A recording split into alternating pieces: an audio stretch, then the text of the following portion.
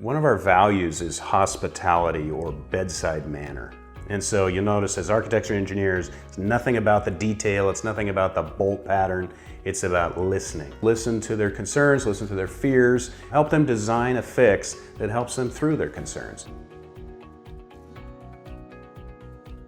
So our building doctor process is very similar. It's 3 easy steps: diagnose, prescribe, and treat.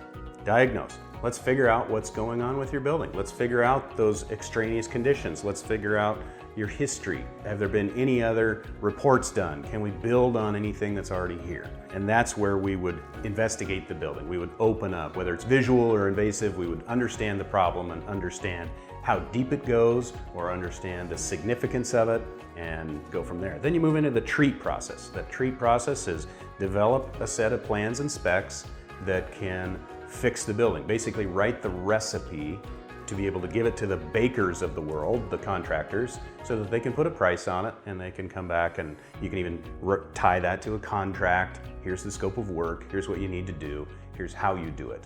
And then the treat phase for us is overseeing the contractors, making sure they're doing it correctly. We always partner with contractors and make sure they're putting it back together correctly and answer questions as they find surprises or find hidden damage. We're there to help them sift through that.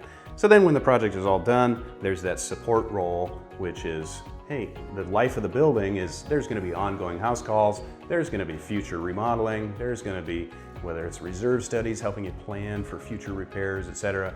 We can help you down the line with that.